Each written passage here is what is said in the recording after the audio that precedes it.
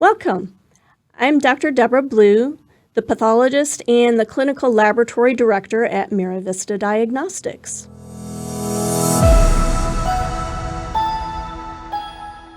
This lecture is on Pneumocystis jirovecii.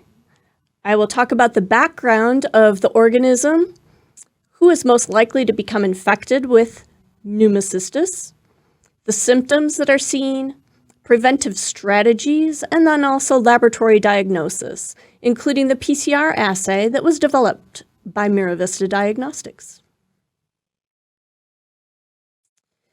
Pneumocystis jirovecii is a single-cell organism. It's opportunistic, so it takes advantage of different situations in which it can cause an infection. It occurs worldwide. The actual location of it, where is it found, has not been determined, so we don't know what the actual reservoir is, but it's worldwide in the air. It's been found in ponds. It is found in humans and also a variety of animals. Doctors Chagas and Carini in the early 1900s mistook pneumocystis for a parasite because they saw two different forms in the microscope. The name originally was Pneumocystis carini. However, it was changed to Jirovecii, naming after a parasitologist who was credited for describing the organism in humans. So classification, as you may have picked up, has been debated. Is it a parasite or is it a fungus?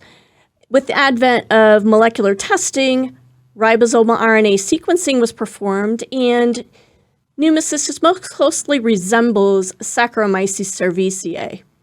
There is spelling variation that you will see when you look at different publications. The most correct spelling is based on the International Code of Botanical Nomenclature.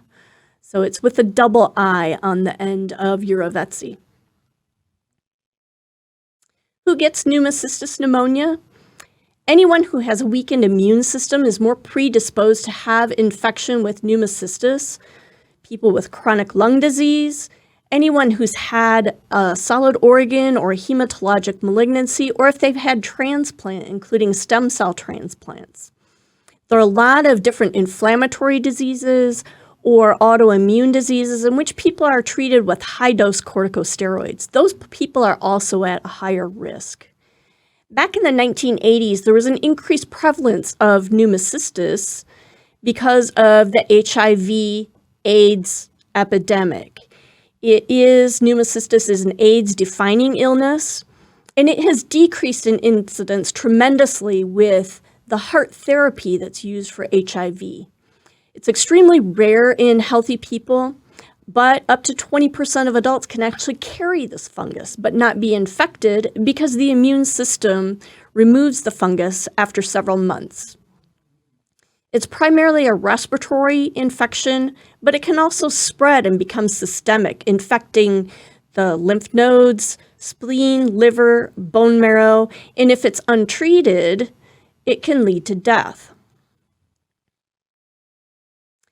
Symptoms of pneumocystis pneumonia, or PCP, are nonspecific. They're much like many other respiratory infections, but the primary symptoms that are seen are fever, a non-productive cough, so coughing but it's dry, not coughing anything up, and difficulty breathing or dyspnea.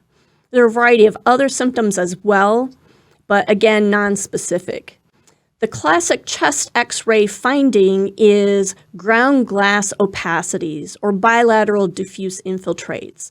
And those ground glass opacities are seen because of the intraalveolar accumulation of fibrin, debris, and the organisms themselves inside the alveoli. You can still see the pulmonary architecture, though, on the chest X-ray if there's a ground glass opacity. Pneumocystis spreads from person to person through the air. Many people are exposed as children, but they do not get sick, again, because the immune system prevents infection. There is no vaccine available.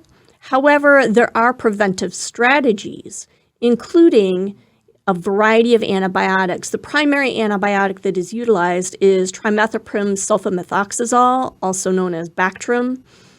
So it's recommended for some people that have HIV or any variety of those other diagnoses that I listed on the previous slide. Treatment's typically for 3 weeks. Laboratory diagnosis is based on identification of the organism in bronchopulmonary secretions. I'm going to focus on BALs, or bronchoalveolar lavage fluid. Microscopic identification is what is utilized in the majority of clinical laboratories. They're looking for the two forms, much like what is seen with a parasite. So one will see trophozoites and cysts. There are a variety of different stains. Clinical labs a lot of times will use immunofluorescence microscopy with monoclonal antibodies, and it has greater sensitivity than the other two stains that I've listed. The Giemsa stain, which will identify the nuclei of trophozoites. They're very small. They're like platelets. They're only 1 to 5 micrometers in diameter. There are also a variety of silver stains. I've listed the GMS, gummery methenamine silver. It will stain the cell walls of pneumocystis, and they are close to the size of a red blood cell. They are 5 to 8 micrometers in diameter. Pneumocystis is kind of a goofy bug. It cannot be cultured. Molecular methods have been developed, and they have a very high sensitivity and specificity, and they constitute the test of choice for pneumocystis detection. Beta-D-glucan is another test that can be utilized for detecting pneumocystis. However, it's nonspecific because it's going to detect a lot of other fungi as well. These are examples of tinctorial stains for detection of pneumocystis. I'll focus first on the central image, which has a black background and then some bright green fluorescence in the center. This is an immunofluorescent stain. It's highlighting the black, round, indented, sometimes called helmet-shaped cysts with dots that represent intracystic bodies, and it's against the green refringence in the background. There's no budding. That's what makes it different from other fungi that are a yeast form. It does not bud at all. On the left is a right Giemsa stain with purple nuclei of the trophozoites. They're the pinpoint dots that you see that are indicated by the arrows. Those two large, really dark purple dots that you see are nuclei, probably of alveolar macrophages. Those are typically a lot bigger, about 12 or 15 micrometers in diameter, whereas those trophozoite nuclei are really, really tiny, just a couple micrometers in diameter. What you can also see a lot of times with a right Giemsa stain is unstained cyst walls. So if you sort of look at that light purple blob that you see, you can kind of see some circular outlines there. Those are the cyst walls that do not stain. The Giemsa stain has an increase in the false negatives. However, if you take a look at the far right image, it is one of the characteristic stains that is utilized by surgical pathology. It's a hematoxylin and eosin, or H&E stain. Typically, the cytoplasm is going to be pink, the nuclei will be purple, but this one you see some black dots in there, inside some pink foamy material. There's also a silver stain that it has been overlain the H&E stain. So you're seeing the pink alveolar casts inside the alveoli, and you also see the black cyst forms. There's minimal inflammation in the walls of the alveoli, and you can see a wall of alveolus going down the middle of the image and across the bottom. Very rarely you will see granulomas, but there's very mild minimum inflammation in this actual picture. The very best detection, if you're going to utilize stains, is to do 2 stains. So if your initial stain is positive, then you should confirm it with a second method, so that you can increase both the specificity and the positive predictive value of your final result. And of course, if you're looking through a microscope, the more you have looked through a microscope, the more experience you have, the more sensitivity you're going to have. PCR adds 7% yield over the stain alone when it's applied to BALs or bronchoalveolar lavage fluid.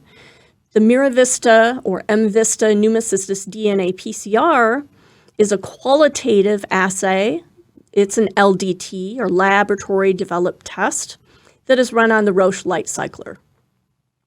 We looked at clinical accuracy using validated samples, 70 samples that were pulled from University of Michigan, University of Louisville, and also some negatives that we had at MiraVista as we were testing the assay out. We found that the relative sensitivity was 96.67%, and the specificity was 100%. And that's determined via blind testing of these de-identified residual BAL samples that had been found to be positive or negative for pneumocystis using a second PCR assay at a different site. The positive predictive value is 100%, and the negative predictive value is 97.56%. The analytical sensitivity, or our limit of detection, the LOD, was 2.5 femtogram per milliliter, and it's similar to other assays that are in the literature.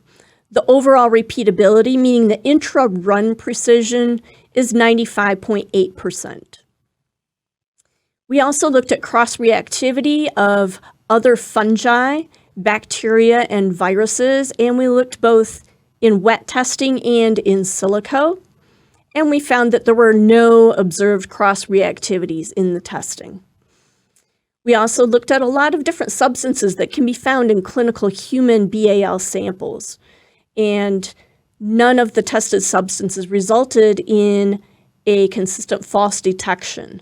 So we looked at a variety of drugs, amphotericin B, fluticasone, ceftriaxone, fluconazole, quite a list of different medications that patients may be treated with if they have a respiratory infection. Our turnaround time for the MVista Pneumocystis DNA PCR is 24 to 48 hours, Monday through Friday. Results that you get back will be either detected, which is a positive, or not detected, which is negative. If it's positive, it indicates that Pneumocystis Jirovecii DNA were detected at a CT value of less than or equal to 40. We do not report the CT values. And of note, this assay detects only Pneumocystis jirovecii. It does not detect Pneumocystis carinii. It also will not rule out the presence of co-infection with other organisms, and pneumocystis may not be the only causative agent of the clinical symptoms that the patient has. If it's non-detected or negative, it indicates that the DNA was not present at a level that was above the limit of detection. So it does not actually exclude the presence of Pneumocystis jirovecii. The reference range, what you'd like your answer to be, is none detected. And of course, results for any laboratory test should always be correlated with the patient's symptoms and any other laboratory findings that are available. What kind of sample should you send? BAL fluid would be fantastic. That's what we validated. Ideal is 2 milliliters of BAL fluid in a sterile leak-proof container. A minimum of a half mil will actually allow us to be able to repeat testing if needed. If you're familiar with molecular assays, there are times where you can get an invalid result and it just didn't run properly. Half a mil will allow us to be able to repeat and run it without having to get additional specimen from you. It is stable at room temperature or ambient air and refrigerated for 14 days, so good for 2 weeks. If the sample is frozen, it's good for 28 days. We will reject any samples that are not validated by us, with the exception, there's always an exception to an exception, right? If you send a tracheal aspirate or a bronchial wash, we will run it. It was not validated, but we'll report it with a rare specimen comment, just saying basically it was not a validated specimen, so we cannot justify what your result is. So you need to use more detail. regarding your patient for diagnosis. You can transport the specimen refrigerated with ice packs or frozen. You can also ship it on dry ice to arrive on Monday through Friday using next day delivery service. If you ship the sample the same day that you collected it, frozen ice packs are absolutely fine. I've listed a few references that I have alluded to during the presentation. There are many, many more references that are available that talk about different molecular assays. CDC has a very good site where you can find a lot of the detail of pneumocystis in there. And that is all that I've got for you. This completes the presentation on Pneumocystis jirovecii. If you have any questions, please reach out to us on our website at MiraVistaLabs.com. You'll find connections there for human testing and also for veterinary testing. Thank you so much for joining us today.